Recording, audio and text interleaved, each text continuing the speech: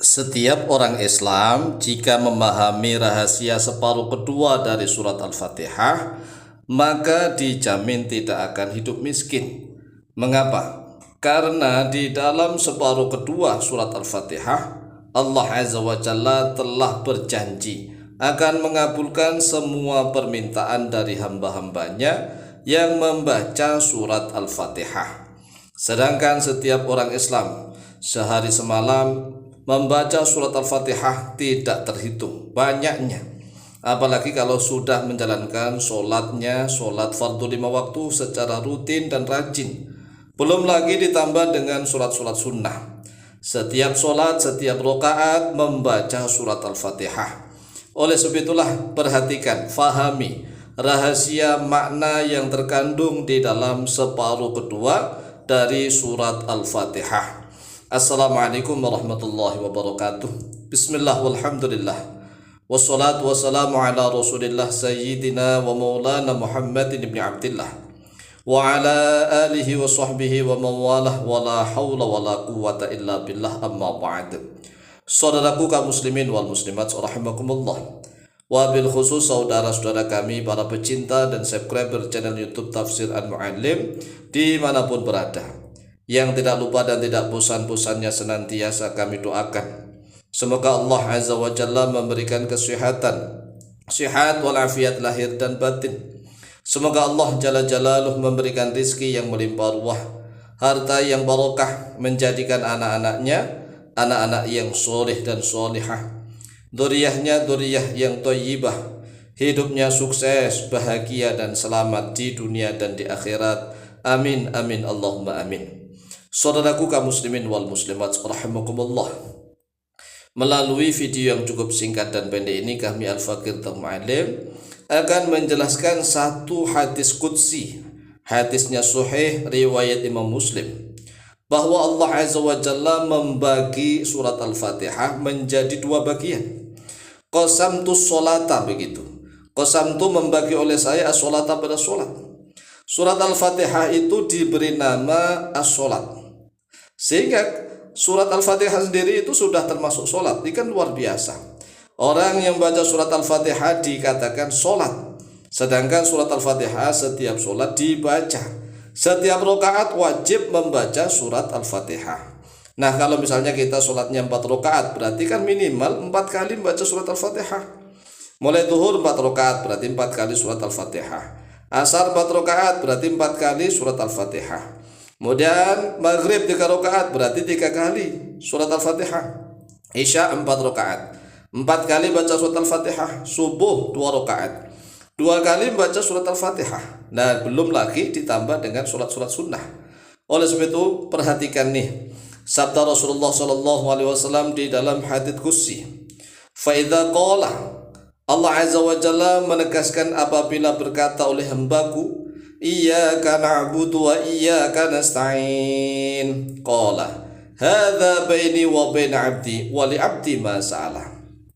Allah Azza wa Jalla menjanjikan kalau hamba tersebut membaca iyyaka na'budu wa iyyaka nasta'in, hanya kepadamu ya Allah na'budu menyembah oleh kami, wa iyyaka dan hanya kepadamu nasta'inu meminta pertolongan oleh kami.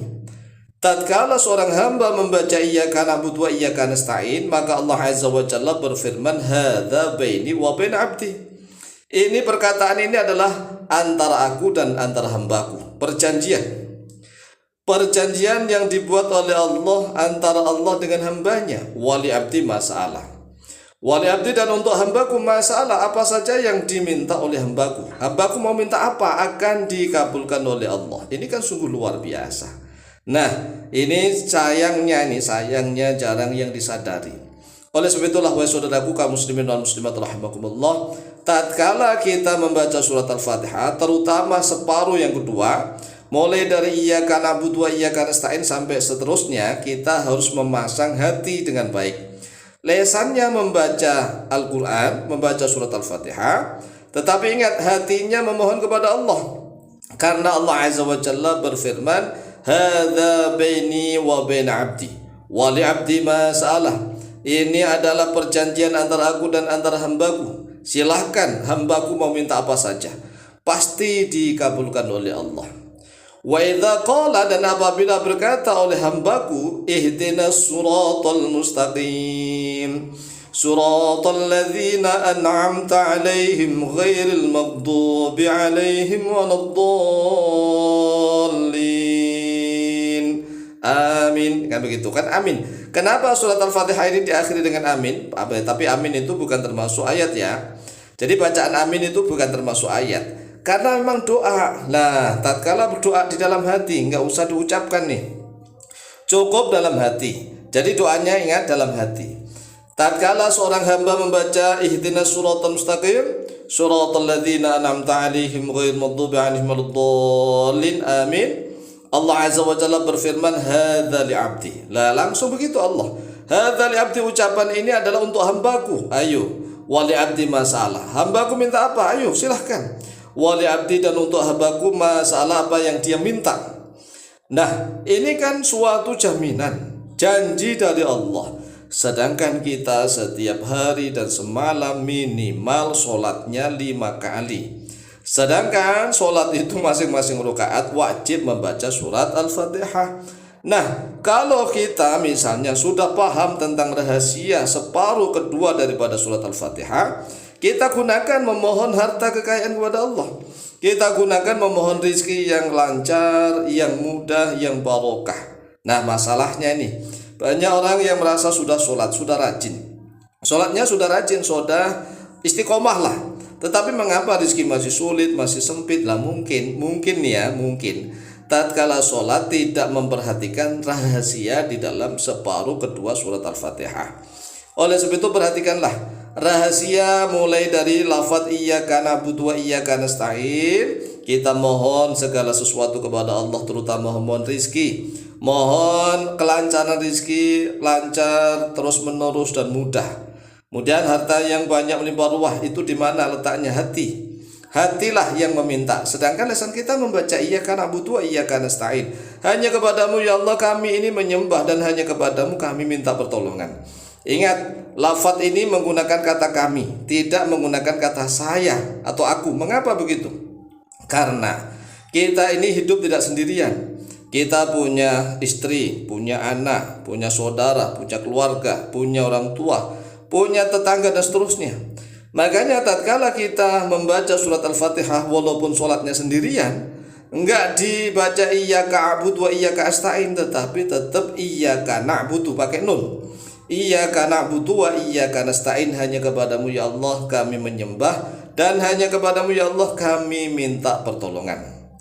Wa idza qala, lalu apabila berkata oleh hamba, ihdinas siratal mustaqim, siratal ladzina an'amta 'alaihim ghairil maghdubi 'alaihim waladdallin, amin.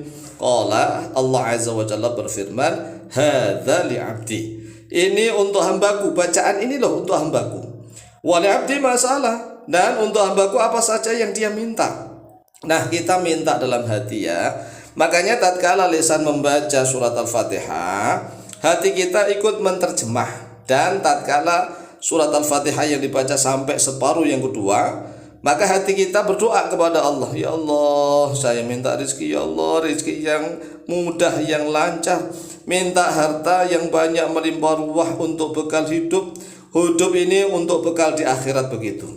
Akhrajahu Muslimun, akhraja telah mengeluarkan pada hadis Muslimun oleh Imam Muslim nomor hadis 395 an Abi Hurairah radhiyallahu an. Demikian silahkan diamalkan, insyaallah mustajabah biidznillah. Wallahu taala a'lamu bishawab.